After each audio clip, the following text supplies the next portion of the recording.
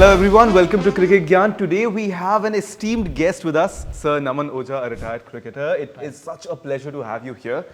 Today we are going to talk about a lot of different things around the World Cup, of course, around cricket.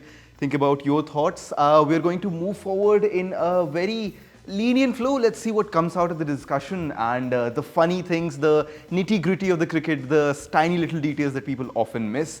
How do you feel about the current World Cup scenario? Let's talk about, we have a very brilliant run by India right now. And I think India versus Bangladesh would be a great match to start with. This World Cup, of course, being hosted in India, there are a lot of expectations, anticipation after the. This is the third time we're hosting the World Cup. So, what do you think about the last match we had with Bangladesh? It was an interesting one. I think it was, first of all, Bangladesh had a very good start. And, after that, I think our spinners have, Kuldeep and Jadeja has brought India back into the game. And then again, Bumrah, I think, come up with a brilliant spell and pick up all those crucial wickets. And I think brilliant fielding by that catch at the point where team needs a breakthrough, where KL Rahul took that brilliant catch, and after that the partnership again with Mohammedullah, I think broken by a brilliant catch again by Ravindra Jadeja. So fielding effort was fantastic by the Indian cricket team, and bowling, I think first of all, maybe first 10 overs was not belong to Indian bowlers, but after that I think they managed to pull things out and did a fantastic job to restrict them around 265.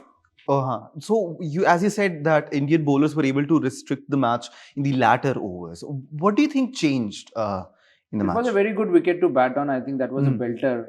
And I think their batsmen are very much greedy to perform well, and because they've lost already their captain with a quadriceps injury. That was extremely difficult. And after that, they are all greedy to perform well because they haven't been up to the mark in this World Cup. But in that match particularly, I think they batted brilliantly, and that's what I can say, because after that their middle order has failed to consolidate on a very good start. But yes, I think if you see, I think Bangladesh have performed decently in that particular match, and after that Rohit and Shubman has got a brilliant start. I think that was a flyer. Now that Shubman is back into the match. Yes, correct. Yeah, and then after Virat Kohli played a very sensible knock. I think he has not taken any chance and make that see through India till the last ball. Yeah, of course, the chase master. It was chase master means, you can say, but he always take the responsibility from the front, and everybody needs to take the responsibility. And at the moment, I think everybody is performing their job. Of course. What has been assigned by team management to the players. So of course. I think exactly. So the brilliant synergy between the different players that we see. There was a lot of drama in that match as well. We saw KL Rahul and Virat Kohli performing the very last overs, and of course the umpire. So I wanted to dig a bit into that. So recent changes in the rules as well. I think I really wanted your commentary on how KL Rahul very graciously let Virat Kohli complete his century at the very end. I think it was a brilliant show of sportsmanship. Yes, absolutely. Means KL Rahul knew that I'm not going to score, because he was batting on, I think, 15 or 20. So he knew that anyway I'm not going to reach at my 50 even. So better that if Virat scored a century, I think he'll be more confident. I think if you score a century, I think under your belt before this, at the start of the tournament, I think you were more confident in your later part of the tournament. I think back end of the tournament. So that is more important. That's what KL Rahul thought, and I think hats off to him that that is called a team man. Means he has given, great sportsmanship. Great sportsmanship, that Virat, you must score your 100, and he went on to score 100. His 48th one-day international 100. So congratulations to him, and well done, India. It's absolutely brilliant to see these players perform with each other, seeing where the match goes. And also, one very interesting thing happened, which is that the rules around wide balls changed, are in discussion right now, whether the ball that Virat Kohli faced at the very end of his batting was a wide ball or not. What are your opinions on that? I think Virat has moved his back foot towards the leg side. So the rule saying that if you move towards the leg side, then there are certain rules where you cannot give wide, because you can move to the leg side or offside. So there room of that bowler for that, it always remain the same, like it's 4 feet or 5 feet from the off stump, and I think half feet from, just half inch from leg stump. So if you move towards the off stump, then bowler has more chance to bowl towards your off stump. Okay. So from where he is standing at the moment, from there umpire will have umpire will see how far is it from here. So that's how means bowler can be, because there is so much pressure on bowlers in the white ball. So for the rules have changed, and ICC has given more authority to some bowlers that they can also bowl towards that white line. Oh, all right. Okay. So that's, I think, a brilliant take on how the rules are evolving. I think, talking about batting though, in the last match between Australia and Pakistan that we saw, of course, both, I mean, it is a match we cannot avoid, because both the countries were in extremely tight spots. Australia trying to defend its title, Pakistan trying to survive in it. Let's start with the batting that we saw with David Warner and Mitchell Marsh, the brilliant partnership that we saw, and the extremely fatal mistake that Pakistan made that could have entirely flipped the match. So let's start talking about that catch. Have you ever come across, in your own career, have you ever come across a situation where someone lost a catch that could have completely changed the match? And what is the usual team sentiment around these mistakes? How are they treated? Definitely, I think you need to take those catches at international level. I think the standards are very high, and the stake is very high for a country to win that particular match, and to remain in the tournament. I think that's very, very crucial for Pakistan. I think they have lost in 2014. They have dropped Shane Watson in Australia, and they've lost the World Cup. And after that, 2018, they have dropped Aaron Finch at Tottenham, Chile Tottenham.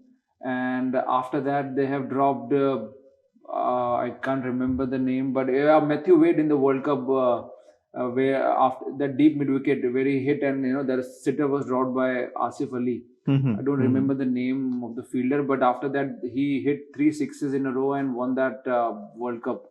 So I think that crucial catches need to be taken by all the fielders. I think if you see the Indian fielding, I think why we are managed to pull back things from 100 for no loss to 191 all out, because I think Indian fielding has been standards are very, very high at the moment. So right now, I think you need to make sure that your team, I think team management or a fielding coach need to make sure that all these fielders need minimum of 200, 300 catches before coming into the tournament.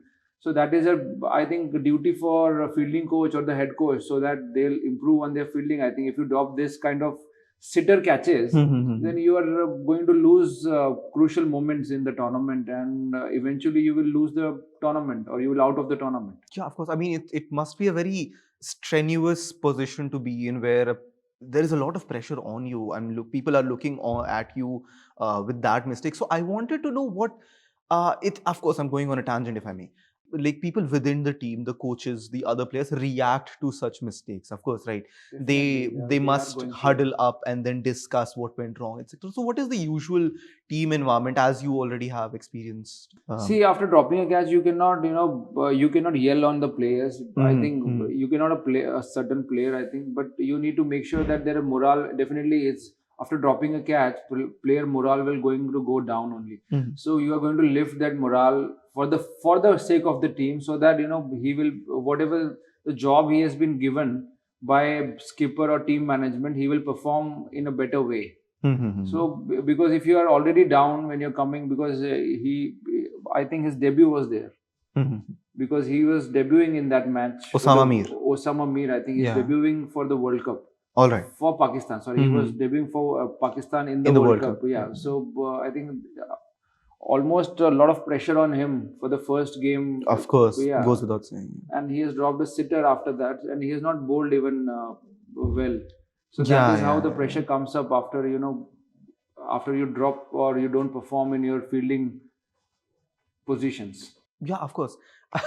I think it's very interesting that after Osama Mir dropped that catch, David Warner was on fire. Absolutely. I mean, Yes. the way David Warner. I wanted to talk about a very specific shot that he took when we would play the clip on the screen.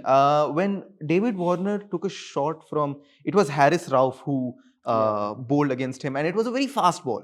I think you must remember that bowl where Which he just flicked, yeah, he flicked it to and the he ball flicked it was behind in not the there ball. for a ball was there to drive, and actually he Yeah, just managed exactly. to make some room for himself and just Yeah, exactly. That's guided towards very the fine leg for a six. I think yeah. It was yeah. very intense. I I mean, think very Rishabh Pant-esque this of is him. all this is all effect of T20 cricket. How Ah, T20 cricket has been played these days, and the innovation. The innovation of the shots are really in their batsman's mind always, so that they play those all like play shots like lap shots are there, and mm-hmm. they move towards the offside and play over fine leg, and they just move towards the leg side and play over point. So these kind of shots, I think I have seen playing David Warner, and a player like Surya Kumar Yadav also. Yeah, I mean, he is also used to of these kind of very shots, very unorthodox shots. unorthodox shots. Yeah, correct. Yeah. So, in these situations, you mentioned a very interesting point that this is kind of a spillover from T20 matches, the way people play in T20. There has been a debate in the cricketing community recently that one day internationals have become so long for people nowadays that they don't like watching them as much as they like T20. And as you said, T20s, because probably because of the time constraint, are aggressive in their play, if I am correct. I mean, of course, I want your commentary on it. So in such case, do you think T20 is taking over ODI's popularity, and do you think it is going to replace ODI in the major leagues? See, there I can't comment, but yeah, I can see the popularity of T20 is a little bit more than one day international, that we can see from the crowd. There are less crowd coming onto the ground to watch Yeah, the the crowd in cricket. the I think ODI ground seems World to Cup be a was little bit abysmal. empty. Means Yeah, if you see, apart from India games, the all grounds which I've seen watching on TV, the of grounds course, are yeah, a little bit empty, I think. yeah, So that's what even I have watched. But I think as we go in deep into the tournament, the teams are playing well. Definitely, people love to watch them, and definitely because in today's match, what I was watching just now was England versus South Africa, yeah, yeah. and Mumbai. Wankhede is almost 60-70% Filled up. filled up. So that's what I see. Means you have to play good cricket, but in first game, I think the ground is empty. I think so. That was a bit of concern. Yeah. Uh, but yeah, if you play good cricket, I think as the later part of the tournament, I think it's going to get filled up.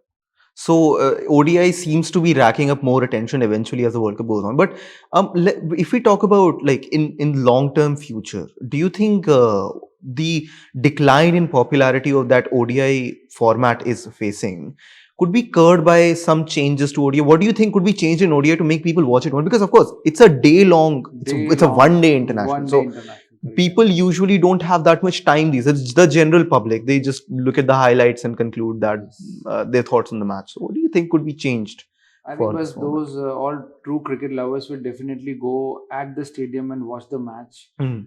But yeah, people feel that this is a very long, one day is a very long format these days for play. So for public or cricket lovers to watch and come at stadium. So what Mhm. I feel is there can be some changes in the stadium so that crowd will get entertained. Some food stalls or some ice cream parlors should be there for all public so that they can enjoy. They can, Mhm. because what I've heard is it's very difficult for anyone to get a water bottle in the Yeah, yeah, stadium. yeah. So I think if a water bottle is difficult, then how can if you're taking your family, your kids with you, so it's very difficult for them to get food and everything there. So that can be sorted out in near future, so that and the shades also, they can cover the stands with all air condition and certain kind of things, so that the public comes with having conditioned stadium and they can watch Yeah. from there. So So making the matches more enjoyable. more enjoyable, because yeah. in this heat, I think only cricket lover can sit for a long. Yeah, But of if course, their of course, family the wants to hardcore. come and enjoy with them, I think it need to be proper organized in the stand, so that they don't have to go out and go out of the stadium and bring food stuff inside. So there are small little Yeah. things, if they can alter in the stadium, I think it will benefit uh, cricket fraternity, ground, everyone. Means those who love to watch cricket, they eventually come in the stadium and can enjoy. On that note, cut this part. If we have time, can we move forward to the road safety scene, etc., etc.? If not, we can just. I don't think I think we should go beyond the World Cup. I think the main focus should be on the World Cup. If you have time, we could just do a couple of questions and then we can wrap up, or I can wrap it up right now. I don't want to go into that conversation as